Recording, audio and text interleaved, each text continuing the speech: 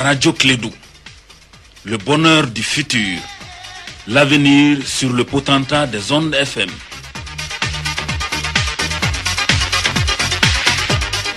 « 101.2, la passion a toujours raison. »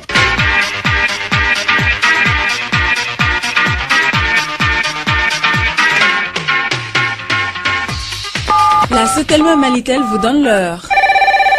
Il est 7 heures. Le sport, les infos, la musique, l'actualité, le tout amusé et servi à chaud pour vous sur Radio Clédou.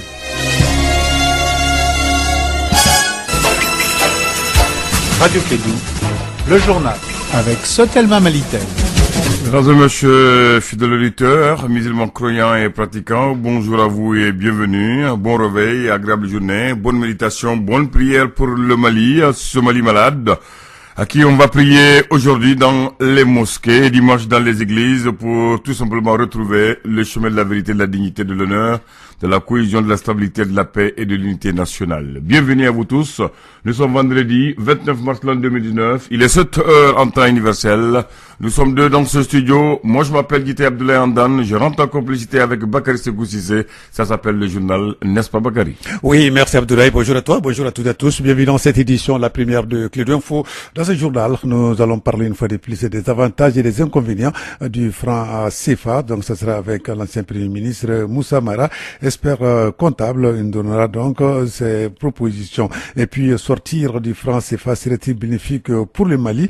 Cheikhna Boujamine Sissé, économiste, écrivain et cadre de banque, il va répondre donc à cette question. Et sur le plan sécuritaire, il faut noter que suite à l'attaque d'Ogoussakou, 5 suspects sont arrêtés. Une enquête est ouverte au niveau du procureur de Mopti. À la fin de ce journal, nous allons recevoir le président, le directeur général, je veux dire, de l'hôpital Soumine Dolo de Mopti, Oumar Guindo. Il sera notre invité. 18 des 46 blessés donc sont sortis de l'hôpital déjà. Les autres suivent des traitements intenses. Donc il sera interrogé par Kassim Traoré qui est sur place. Donc c'est le titre de ce journal. Le développement dans un instant avec Bakary Cissé.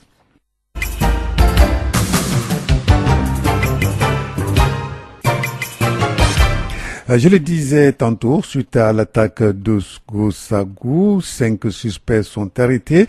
Une enquête est ouverte au niveau du procureur de Mopti et de la zone est sécurisée. C'est ce que nous avons constaté sur le terrain. Les militaires maliens aussi continuent avec les patrouilles intenses dans tous les plateaux d'Ogon. Voilà, donc c'est ce que nous dit notre envoyé spécial Kassim Traoré qui se trouve donc dans la zone de Mopti. À la fin de ce journal, donc nous allons vous proposer l'entretien que le directeur de l'hôpital Soumine Dolo a accordé à notre journaliste. Il s'agit donc de Oumarou Guino.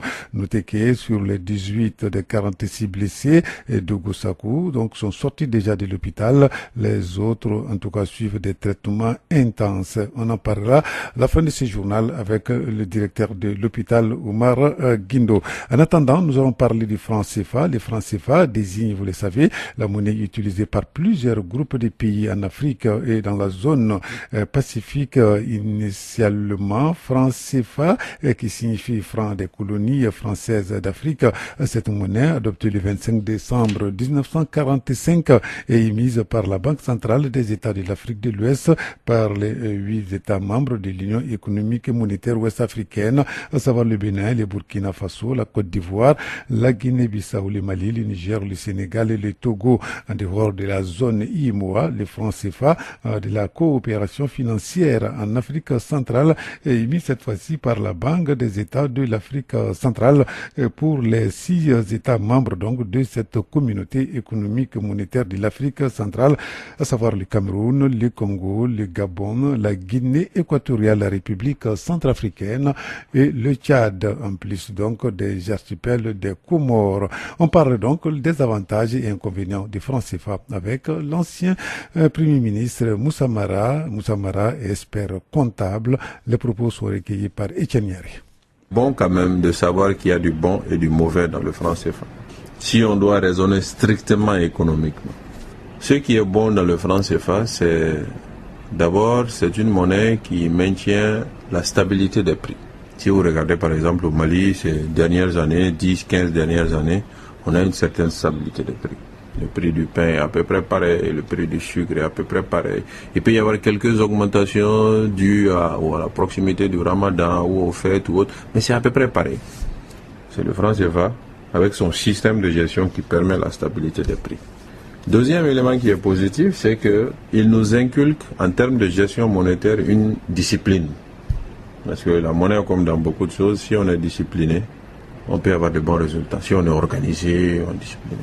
Troisième chose, c'est qu'il nous connecte avec le monde. Il permet la liberté de transfert des ressources, les virements, on peut payer plus facilement les fournisseurs, ainsi de suite, la connexion. Quatrième chose, c'est que nous sommes ensemble. Il y a plusieurs pays qui sont dans le franc CFA. Économiquement, c'est positif, même si ça pourrait être mieux. Donc, il y a des éléments positifs. Mais il y a aussi des éléments négatifs. Et ces éléments négatifs sont aussi nombreux. Le premier élément qui me semble négatif, c'est que le franc CFA est une monnaie d'habitants en ville, d'urbains, de citadins. C'est une monnaie qui favorise les importations et pénalise les exportations. Parce que quand notre monnaie est forte, au point d'être plus forte que ce que nous devrons avoir, elle rend les importations plus abordables et elle rend les exportations un peu plus chères. Ce n'est pas le seul élément, il faut avoir l'honnêteté de le reconnaître. Ce n'est pas parce que notre monnaie est forte, par exemple les Allemands, la monnaie est forte, mais ils arrivent à exporter quand même parce qu'ils sont très très bien organisés et puis c'est une économie solide. Ce n'est pas le cas de nos pays. Donc si on pouvait avoir une monnaie plus faible, on aurait limité les importations, on aurait favorisé nos exportations de produits locaux. Je crois que c'est ce dont nous avons le plus besoin. Favoriser la production locale, favoriser la consommation locale. En limitant les importations, on favorise la consommation locale. Parce que la plupart des gens qui sont dans les villes consomment beaucoup les produits importés. Moi-même qui suis devant vous, je consomme beaucoup de produits importés comme beaucoup de gens qui sont en ville. Ça, c'est la première insuffisance. La deuxième insuffisance, c'est que quand on veut avoir une monnaie forte, on doit rendre l'argent cher. Et on doit rendre l'argent moins accessible. Parce que ce qui n'est pas accessible est cher généralement, est fort. Et ça fait qu'on ne donne pas beaucoup de crédit. Alors que le crédit, c'est ce qui soutient les investissements, c'est ce qui soutient la création d'entreprises, c'est ce qui soutient donc le développement. Donc c'est comme si la monnaie, elle contraint le développement. Ça, c'est une insuffisance importante. Autre insuffisance, c'est que la liberté de transfert des fonds, là, ça peut amener un pays à se vider de ses devises. Et surtout, ça peut amener la fuite des capitaux. Nous avons dans nos pays une grande corruption, il ne faut pas se voiler la face. Donc les cadres corrompus pourront envoyer leur argent à l'extérieur plus facilement. Ça, le système du franc CFA le permet. Il y a des pays dans le monde où pour virer de l'argent à l'extérieur, c'est compliqué. Donc, je pense que c'est une insuffisance du franc CFA que de libérer totalement les transferts de fonds là où on veut le faire. Ça aussi, c'est une insuffisance. Voilà, donc là, ça c'est quelques insuffisances et quelques avantages du franc CFA, énumérés ici par Moussa Mara, expert comptable, ancien premier ministre du Mali, propos recueillis par Étienne Niaré. Sortir du franc CFA serait-il bénéfique pour le Mali?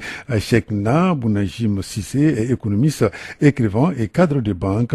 Il nous apporte des éléments de réponse. Les questions donc sont posées par Assa Diawara.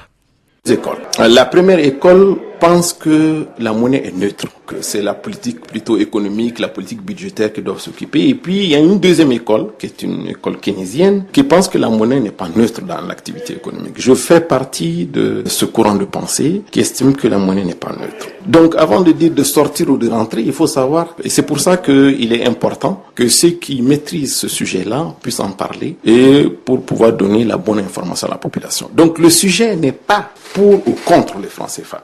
Moi, le sujet que je traite dans ce livre, c'est de donner la vérité aux populations, pour que les populations sachent qu'est-ce que c'est que le franc CFA. Quel est le rôle du franc CFA dans l'activité économique, quel est le rôle du franc CFA dans les échanges, quelles sont les difficultés qui se posent avec. Donc, dans ce cadre-là, j'ai tourné en lési un peu l'acronyme franc CFA. Je me suis posé la question, est-ce que le franc CFA est un crime français en Afrique?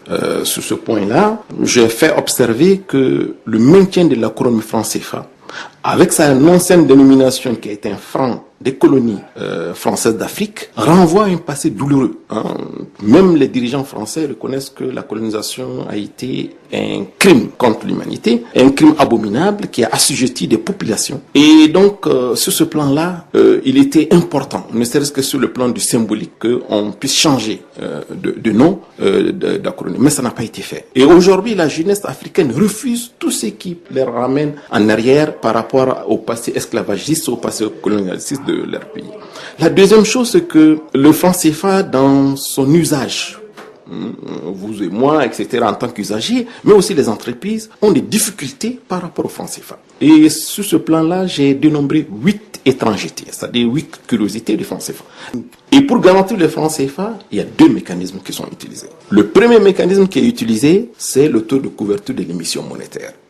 La France dit, à travers un accord de coopération que nous avions signé, que sur chaque 100 francs CFA, ce que vous émettez, vous devez avoir 20 en réserve de change. Donc le taux de couverture est de 20%. Mais malheureusement, qu'est-ce qu'on a constaté? On a constaté que non seulement on a respecté cela depuis de longues dates, des décennies, mais au niveau de la zone franc, au niveau de la bande sahélo-sahélienne. Donc des éléments de réponse apportés par l'écrivain économiste Cheikhna Boujamin Sissé, propos recueillis par Asta Diawara. Donc il le disait tantôt, en tout cas les pays de la zone franc ont obligation de déposer 50% de leurs réserves de change au trésor français sur un compte renuméré. Cette question est abordée ici par Alexis Calambri, notre confrère analyste et directeur de publication.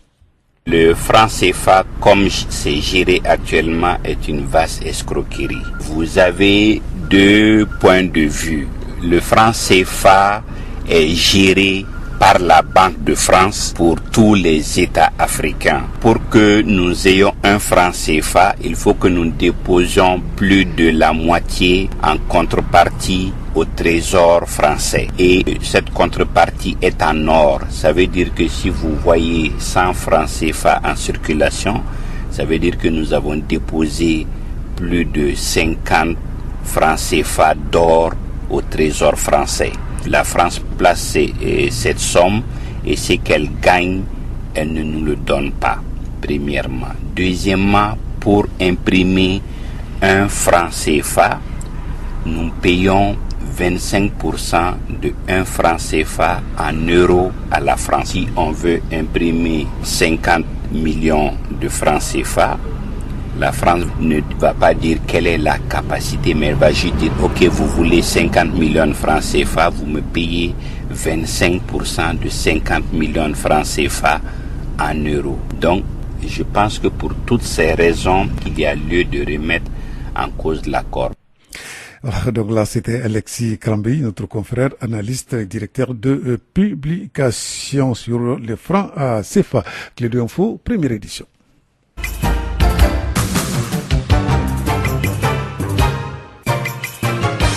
Nous allons changer de sujet. Sortie officielle de 3 promotions d'élèves, désormais stagiaires de la protection civile, une première pour l'École nationale de la protection civile. Ils sont au nombre de 350 stagiaires, toutes catégories confondues. Reportage signé Eman Fifame.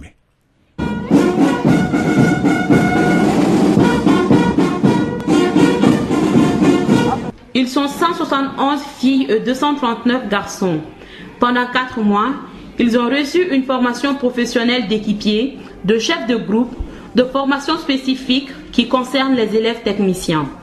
Bref, en 8 mois, les élèves ont reçu les connaissances théoriques et pratiques dans les disciplines de la protection civile. Lieutenant-colonel Sekou Dramé, directeur national de la protection civile. Le contingent de 350 élèves fonctionnaires de la protection civile issus de toutes les strates sociales du Mali est composé de 111 et 235 garçons. Après une formation d'aptitude physique de 4 mois au centre d'instruction de Sébou, ces jeunes fonctionnaires ont suivi une formation professionnelle. 8 mois durant, les élèves ont reçu les connaissances théoriques pratiques dans les disciplines aussi riches et variées, parmi lesquelles on peut citer inspection et sauvetage, secourisme, prévention. Cette sortie marque la fin de plusieurs mois de vie entre élèves et encadreurs, mais aussi l'entame d'une vie professionnelle. Le directeur national de la protection civile donne des conseils aux nouveaux fonctionnaires stagiaires. Vous allez rejoindre bientôt les unités opérationnelles. Nous vous invitons dès à présent à faire preuve de discipline, de courage, de persévérance, de rigueur et d'esprit d'équipe pour servir la nation. C'est de cela aussi que dépendra la réussite de nos interventions. Soyez en permanence dans la discipline, à l'écoute de vos aînés qui sauront vous guider. Les élèves stagiaires s'engagent à porter secours à la population au péril de leur vie. Ils ont prêté serment devant le ministre de la Sécurité et de la Protection civile.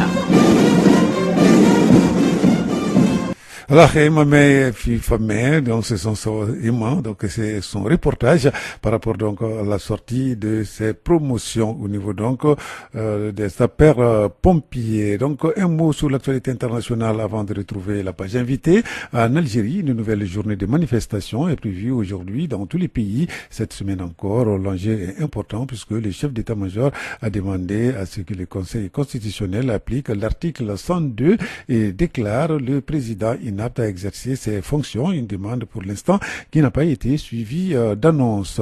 De son exil néerlandais, Charles Blé Coudé s'est adressé aux Ivoiriens, c'était le mercredi dernier, dans une lettre lue sur Facebook, acquitté avec Laurent Gbagbo en première instance à la Cour pénale internationale et libéré sous conditions comme l'ancien président ivoirien qui vit en Belgique. Charles Blé Coudé, lui, est toujours à La Haye en attendant un pays d'accueil. Dans son discours, il se pose un partisan de la paix, du pardon et se défend de toute ambition politicienne.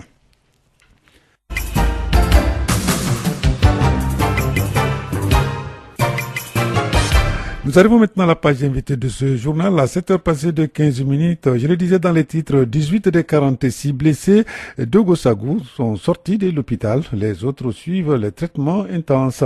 C'est ce que nous a confié le directeur de l'hôpital Soumine Dolo de Mopti, Oumar Guindo. Oumar Guindo est l'invité de Kédou Matin et il est interrogé par Kassim Traoré. Monsieur Guindo, bonjour. Bonjour. Vous êtes le directeur de l'hôpital Soumine Dolo de Mopti. Quelle est la situation actuelle des blessés? Merci beaucoup. Bon, aujourd'hui, la situation des blessés se passe très bien. Je crois que les prises en charge se passent normalement. Déjà, il y a quelques-uns même qui ont été déclarés guéris. Et déjà, les fiches de sortie ont été établies pour certains. Si vous les libérez, ils vont où? Bon, les médecins, quand même, nous, on les libère. Mais aller où? Bon, c'est les malades même qui décident de ça. Nous avons en charge les soins médicaux. Mais la destination des malades, après la sortie de l'hôpital, cela appartient à chaque malade. Vous n'étiez pas vous ne vous attendez pas à une telle situation. Comment vous avez fait pour les ressources, pour les mettre? Bon, en fait, tous les établissements de santé s'attendent à des urgences. Hein. Vous savez, dans chaque établissement de santé, il y a un service d'urgence. En dehors du service d'urgence, il y a des dispositifs qui sont mis en place pour parer à des éventualités. Et que ce soit des événements comme ça, que ce soit des catastrophes naturelles, ou bien que ce soit des accidents de la voie publique, il y a toujours des situations comme ça qui peuvent survenir dans les établissements et les équipes sont généralement préparées à ça. Et les niveaux de préparatifs vont de la disponibilité du personnel qualifié, de la disponibilité du personnel administratif, de la disponibilité du personnel de soutien, de la mobilisation de certaines ressources comme des équipements, des matériels, les médicaments. Donc il y a tout un processus vraiment qui est mis en place pour parer à toute éventualité. Donc c'est des activités quand même, quand c'est des événements, quand ils surviennent, généralement les équipes sont très proactives par rapport à la gestion. Donc il y a une certaine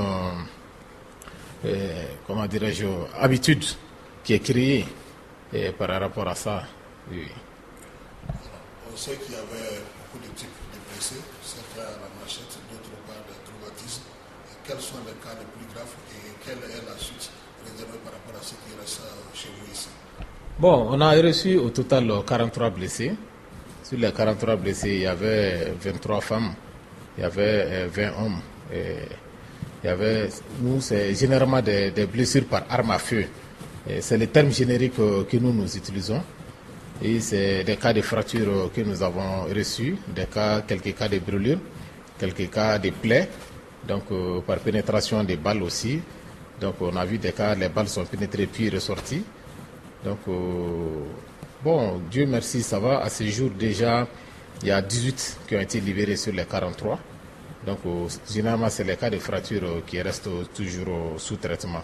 Même si la prise en charge a été faite, ils vont rester sous observation médicale. Parce qu'il y a des matériels des matériels d'ostéosynthèse qu'on a mis dans les os, vraiment pour faire, on a fait une intervention chirurgicale. Très souvent, les Maliens disent que dans nos hôpitaux, il y a des problèmes par rapport à la prise en charge des cas d'urgence. Cette fois-ci, malgré le nom, qu'est-ce qui a facilité la prise en charge de ces personnes? Bon, c'est ce que j'ai dit. J'ai dit que nous sommes préparés à ça. À Mopti, tout le monde connaît la situation de Mopti. Nous avons une équipe pluridisciplinaire déjà bien rodée par rapport à cette gestion. C'est vrai, cet événement malheureux est survenu, mais l'hôpital de Mopti reçoit régulièrement des cas. Il y a des véhicules qui sortent aussi de la mine, des véhicules des militaires, des véhicules civils. Donc nous, c'est une gestion à laquelle je ne vais pas dire que nous sommes habitués, mais nous sommes dans ça.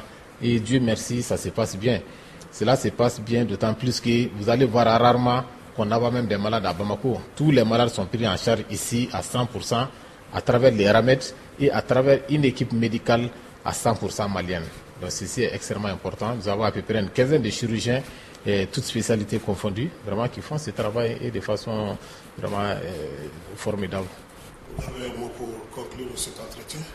Bon, peut-être le souhait c'est vraiment de prier le Seigneur Tout-Puissant pour que la paix puisse venir au pays, parce que personne n'a intérêt à des situations comme ça. Les pertes en vie humaine, vraiment ça interpelle tout le monde. Nous, en tant que praticiens, nous voyons vraiment, comment dirais-je, les désastres, nous voyons vraiment les malheurs sur les familles.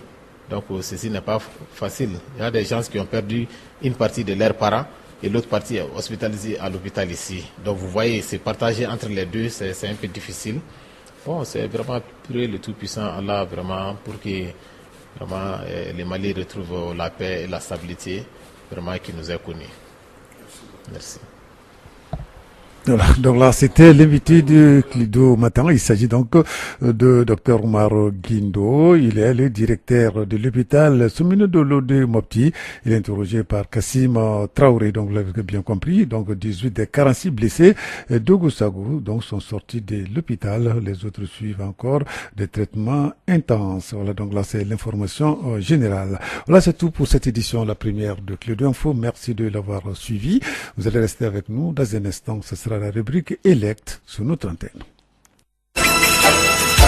Radio Kédou, le journal avec Sotelma Malitel.